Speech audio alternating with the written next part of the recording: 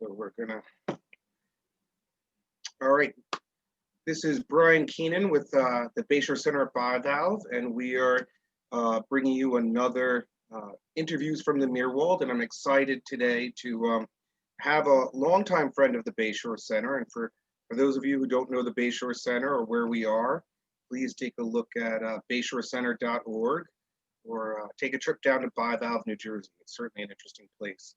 But we are doing a weekly interview with people that have crossed our paths or have been, or we've been inspired by here at the Bay Shore Center to continue our work. And we want to share these amazing people and their stories with you. And so today I have Michael Chiarappa, who is a local New Jersey guy from down here, born in Audubon, New Jersey, I believe, and lives now in Haddonfield, but teaches at Quinnipiac University up in Connecticut and is a professor of history. And he has authored several interesting papers.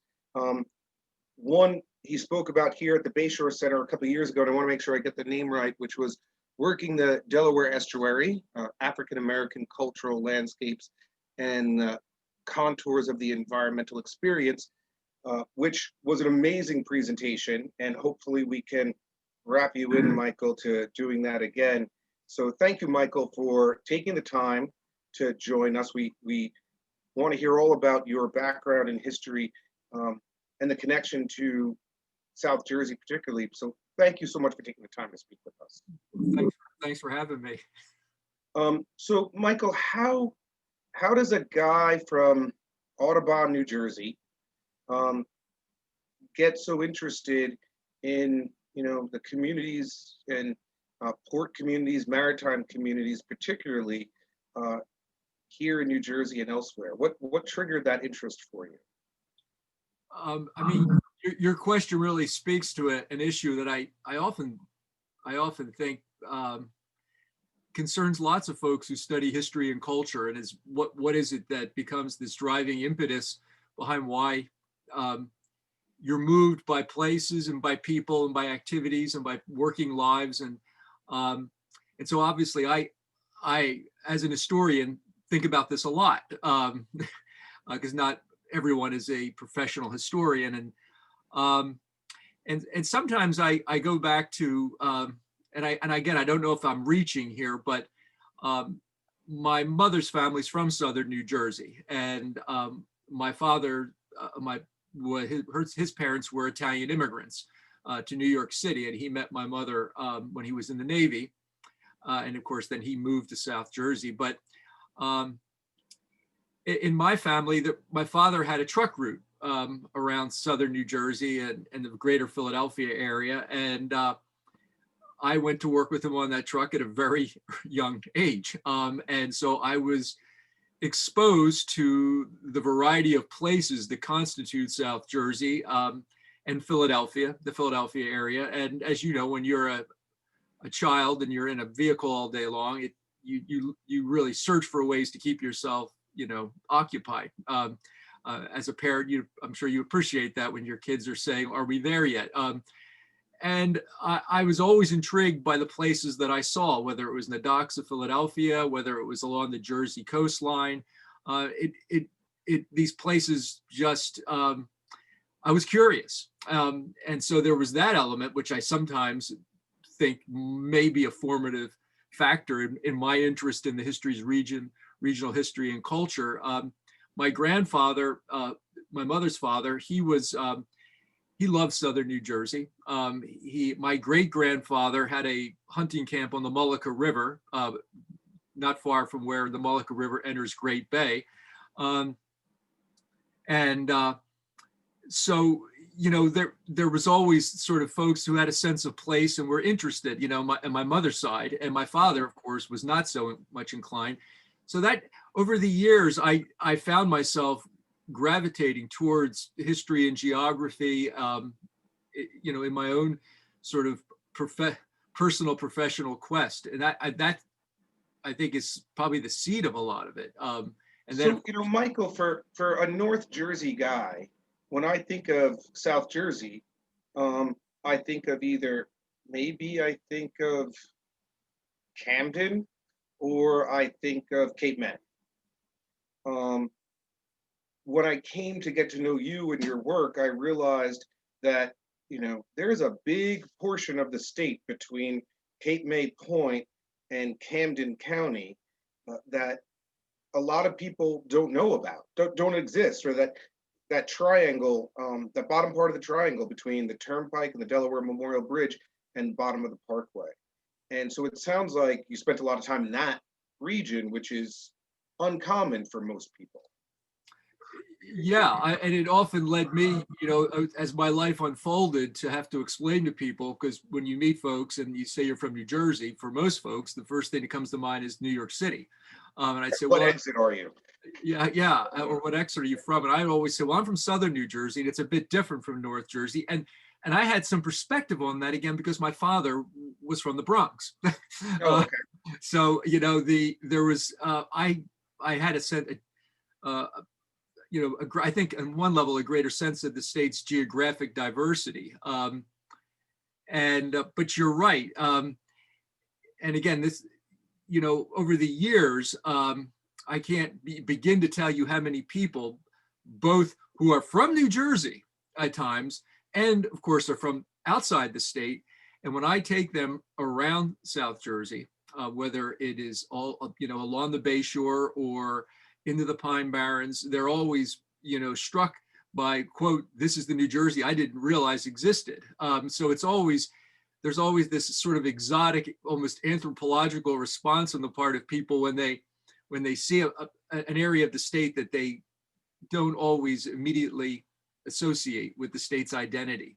Well, you mentioned the Bay Shore region, and that's certainly something. People in North Jersey, when they hear the Bay Shore region, they think of Raritan Bay, but they're unaware. Not that I was unaware, but not certainly conscious of the fact that New Jersey is a peninsula. We have the Delaware River on the one side of the Atlantic Ocean, but then the Delaware Bay, which probably takes up, a fourth of the state's shoreline, if not more. And, many people don't know that we have this connection to the Delaware Bay. And in fact, when I first took this job at the Bay Shore Center at Bivalve, I kept telling people I work in Cumberland County, New Jersey, on the Delaware Bay, and they kept thinking I worked in New Jersey. And so when I described to them, I said, well, Cape May is a peninsula. What do you think is on the other side of, Cape May? And their response was, oh, the Parkway. And never, connecting the fact that the Delaware Bay, in fact, New Jersey has more shoreline along the Delaware Bay than Delaware. And it's not just beautiful, but, surprisingly rural and special part of New Jersey that as a newcomer here, I have torn feelings about it. I want to tell everyone about it so they could see it, but at the same time, I don't want it spoiled by overcrowding. What makes this region so, unknown, unheard of, but also so special for so many people? One of the issues when you think about the Bay Shore, New Jersey's Delaware Bay Shore, is to think about it in the context of an area that, as you know, has some striking natural endowments, but it took time for those, if I can put it in these terms, for those in this, and I'm speaking now as the environmental historian, for those natural endowments to find a ready place in the larger life of people from the region. So farming in certain areas along the Bay Shore is somewhat challenging. The soil, the soil is not as prolific and bountiful as you might get in the deeper areas of the intercoastal plain that rims the Delaware River. So folks, early on, while the early promoters of New Jersey as a colony and so forth recognized, and of course, there's lots of promotional literature going back to the colonial period, that when you're trying to encourage settlement, you're trying to tout what the benefits of the region provide. And of course, those were noted. And one of the things that was noted, of course, was the rich, aquatic life of the Delaware estuary, of the bay and the river. Now, that's, before the economy develops as it does in the 19th century, of course, that's going to be a bit more of a modest economy because the transportation networks don't exist and so forth. The packaging, the management of the resource. But what you notice as an historian, if you study the deeper regions of South Jersey, is this quest on the part of people who are from New Jersey or from Philadelphia or from New York. They're basically targeting areas of southern New Jersey that they can economically liberate, and they're going to essentially do that through the building of railroads. That's going to allow the more ready use of resources that come out of the bay, whether those are oysters, shad, or sturgeon. So in lots of my research on the Bay Shore region, that is a common theme that arises, is that, getting the railroad, whether it's the Jersey Central Railroad or the West Jersey and Seashore Railroad, those railroad networks are going to make the utilization of the Bay Shore and its natural endowments, more profitable, more readily useful. And that's what they ultimately do when we get into the post-Civil War era.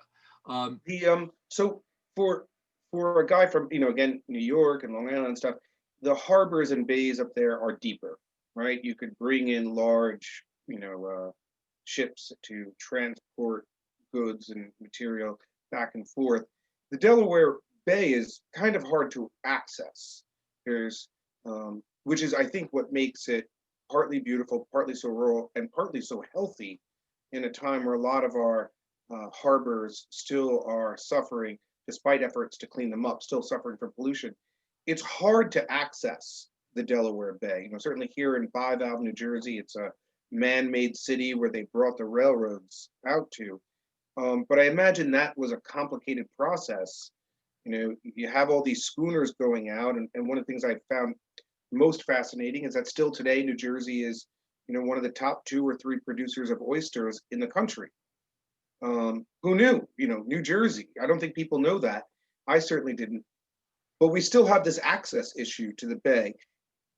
And so now you're talking about the railroads coming in. How did that change things for these communities? Well, by having those transportation networks, it obviously makes it sort of ups the ante. Certainly oysters were being harvested before the railroads were there, and they were being shipped to Philadelphia. But once you have a railroad network, you can much more quickly and readily transport oysters to wider markets. So you really see how Delaware Bay oystering becomes consumed by the wider market revolution that takes place in America during the 19th century, where you go from these more localized economies to the prospect that you can actually utilize natural resources and market them in greater amount and over greater distances. And railroads allow that, of course. But how come we're not as well known as the Chesapeake or these other markets when we have this vital, still prolific asset? Well, I think we were well known. That's the thing is, if you were to look at the documentation on 19th and early 20th century oyster industries around the country, you'd see that the real focal points were the Chesapeake, the Delaware Bay, and also New Jersey's, the Raritan Bay and some of the bays that that rim our eastern shoreline.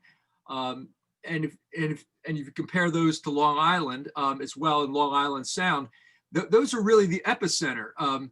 Those areas, the Chesapeake, really that mid-Atlantic area. And now that's not that oystering wasn't going on in the South, it was, and it wasn't that it wasn't going on further up in New England, it certainly was. But the oysters that were most heavily desired came from really that swath of area between the Chesapeake and Long Island. Now, the Chesapeake Bay had the most voluminous, harvesting record. And they had, of course, it's the largest estuary in the United States. And so that obviously accounts for that, and the way that factored into the state's identity, and the region's identity of both Maryland and Virginia. And it's an interesting comparison if you look at how each of those respective regions, the Chesapeake, the New Jersey areas, and Long Island Sound, how they all sort of, position themselves as oyster providers for a national market.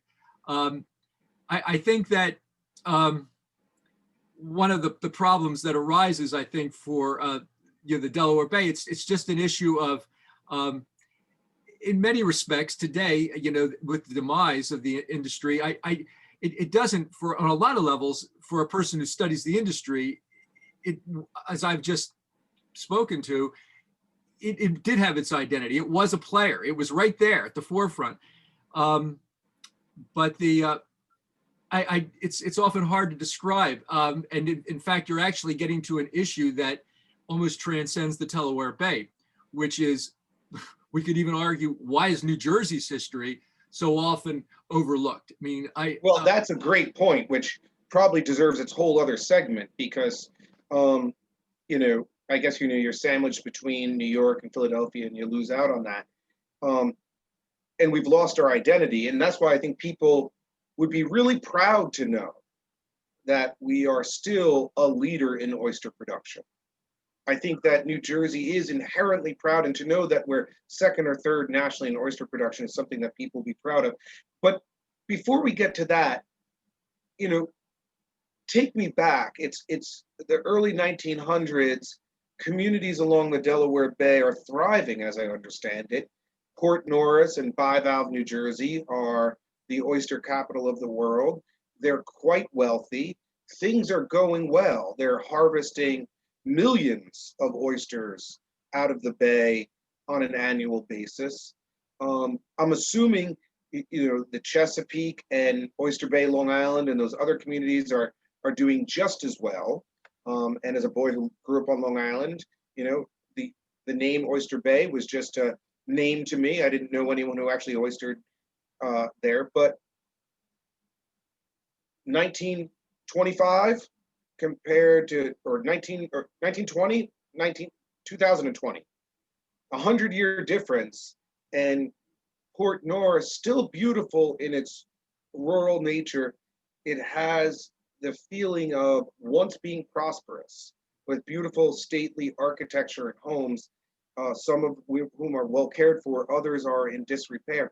What happened when, I see Oyster Bay, Long Island is an extraordinarily wealthy area that is, $1 million homes, same along the Chesapeake.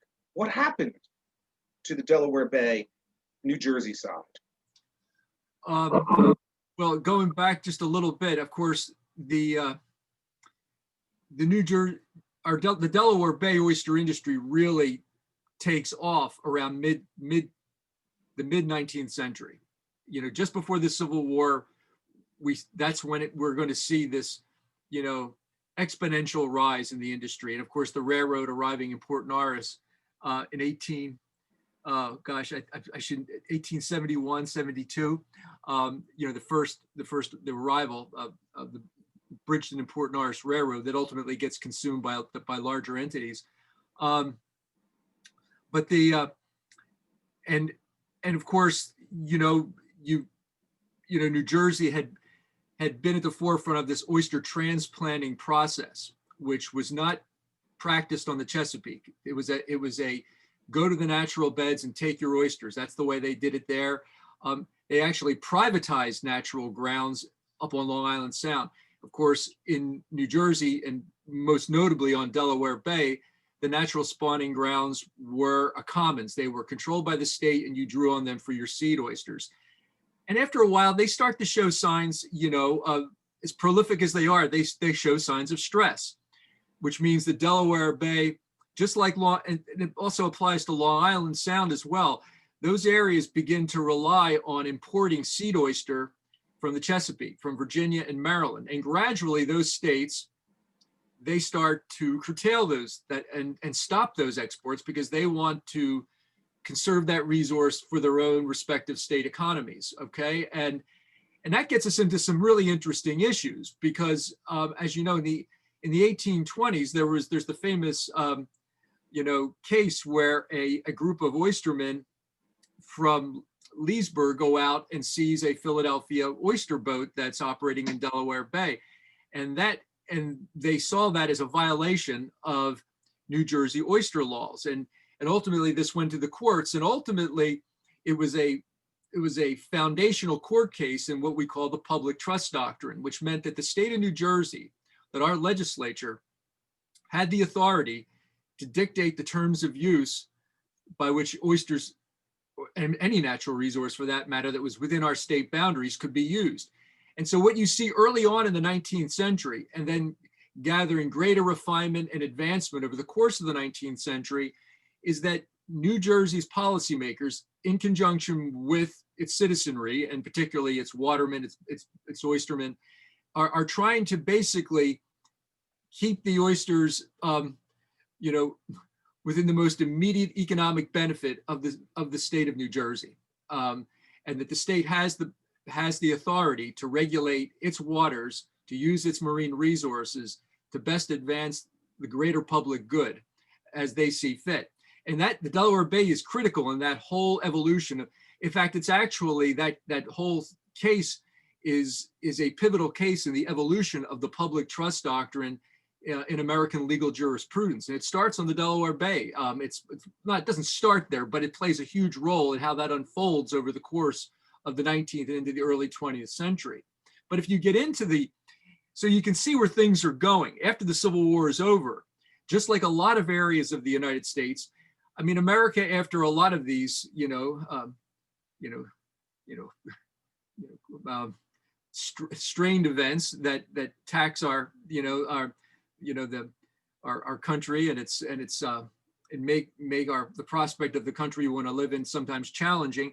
But people want to turn to making money, and that's why we call it the Gilded Age. We call it the age of the robber barons. But after the Civil War, you could almost put it in rather sort of pedestrian terms. People wanted to get on with the business of living and the business of America, which is why we expand out west. But it's that sentiment is equally manifest in the way in which people pursue industry and economic life on the East Coast as well. And so folks, whether they're involved in industrial production, of any number of commodities, or they're involved in the extraction of natural resources, they're intent on wanting to up their game. And that's what happens over the course of the 1870s, 1880s, 1890s, and then takes us into those early decades, as you reference.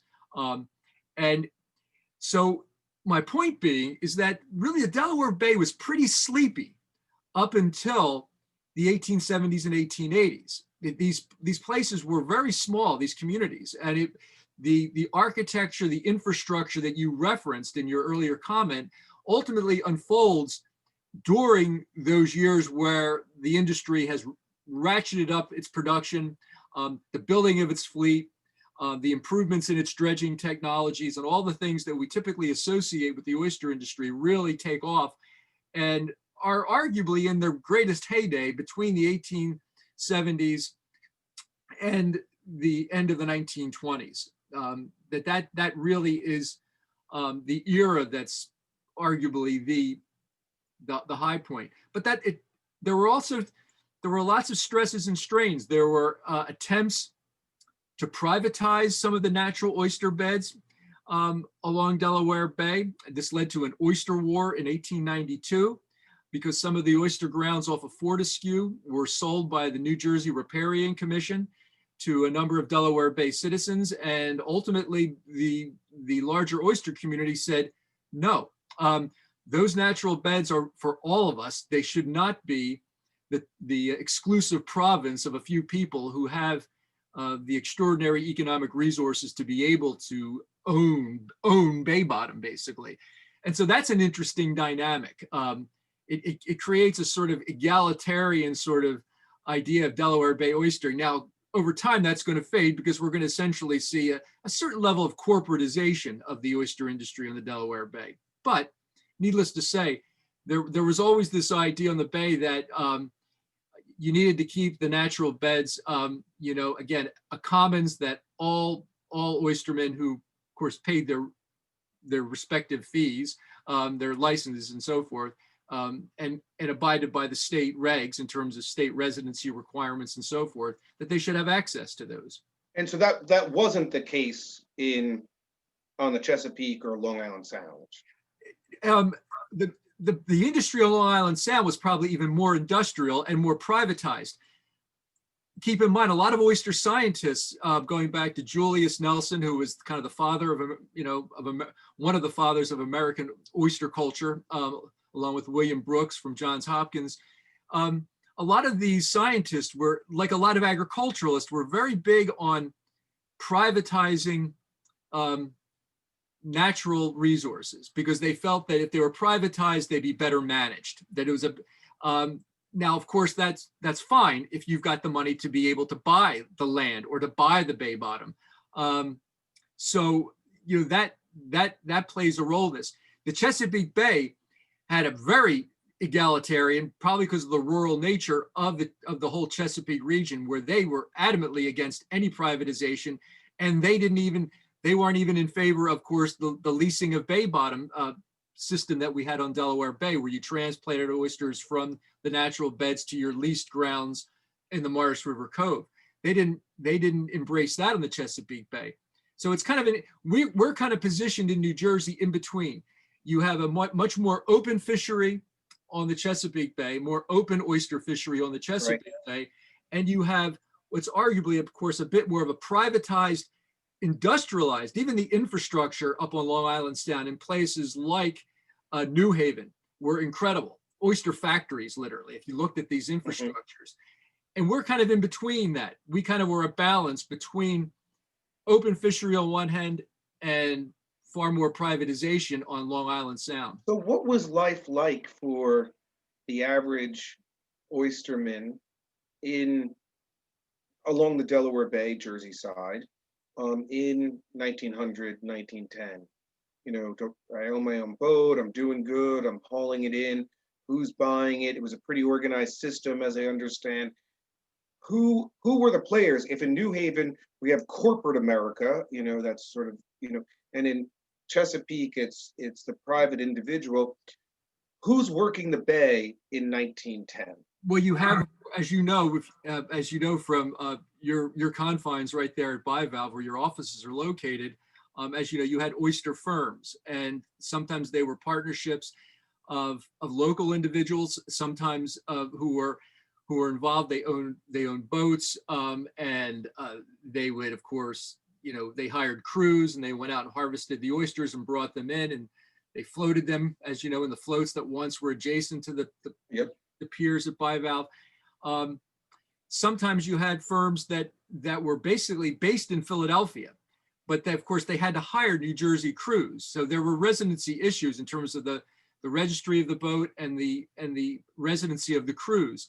So some of those firms, if you look at a lot of the letterhead of these oyster operations, they've got a Dock Street, Philadelphia address, for instance, as well as a Bivalve address. So, you do have this nexus that's very clear between Philadelphia and the Delaware Bay, which again, a lot of people don't recognize. They tend to think that the Delaware Bay is this sort of frontier location that's totally out of Philadelphia's metropolitan orbit, which it was not. It was very much in that orbit. And, of course, you don't see this as much in terms of New York City. I mean, Delaware Bay oysters are certainly going via the Jersey Central Railroad up to the greater New York area, but you certainly see these sorts of relationships and almost having your commission merchants operating in Philadelphia who are marketing the Delaware Bay oysters. So there is, a connection there, a Philadelphia Bivalve connection right there. Well, certainly Philadelphia is better known for oyster restaurants than New York was and is today, and that might be changing. Well, New York certainly I certainly could hold its own. I've done research on the New York industry, and it was pretty. It was amazing. New York was more of an entrepot where the oysters were coming in and then being shipped out. Because folks were fish, oysters were coming into New York vis-a-vis the Raritan Bay, and also further down the Jersey coast, and coming in from Long Island Sound. Of course, they were feeding right into these oyster barges that were moored along the Hudson River, often known as the North River, or along the East River as well. So, there's oyster captains. You're lucky enough you own a boat, you have a crew, you're harvesting, you're selling your oysters to these oyster companies in Philadelphia. The South Jersey railroads are bringing these, and you're doing well, right? It's 1910. Yeah, and again, there was a hierarchy. Again, some of the firms that may have owned one or two vessels and had the marketing apparatus, some oystermen owned their boat, but they simply sold their oysters to one of those purveyors that were based there. The signs that so you might own a boat, have leased grounds, harvest the oysters, and you sold them, but you weren't necessarily a merchant. Okay, you weren't doing the actual marketing. Right. But you were doing fine. You were a farmer, right? Yeah. And bringing your product to market. Right. And selling it to somebody who is then going to distribute it nationwide. Right. As we say, it's a relative issue of scale, but you weren't as vertically integrated. You weren't necessarily as involved in the marketing, but again, it's like a lot of fishermen today, right? They harvest the catch and they bring it in, they sell it. Whereas some of the folks, of course, had a little bit more of an elaborate operation. The folks who you often see with the signs, the firms that were based there at Bivalve, they're involved in marketing as much as they are harvesting oysters. So it's kind of a combination. And a lot of those guys you see that are wearing the suits that are in the old photographs and so forth, they're not on the oyster boats. Their crews are on the oyster boats, but they're simply doing the paperwork and making sure the shipments are being duly prepared. And I want to take a break now, but when we come back, I want to talk, if we can, a little bit about what Bivalve and if it was unique, what it was like in that early part of the last century as a community. Sure. From that early part of the last century to where we are today. Sure. Because I think, as an environmental historian, which I love and is so unique, and our mission here at the Bay Shore Center is, our tagline is, the Bay Shore Center at Bivalve, where history and the environment meet. This connection between the environment and history is so critical, and oftentimes, most times, discussed separately, and not integrated. So I look forward to, in our next conversation, to discussing that. And I would like to thank you, Michael, for taking your time. Encourage people to Google Michael's name, and if you're like me and a bad speller, it's Michael, Chiarappa,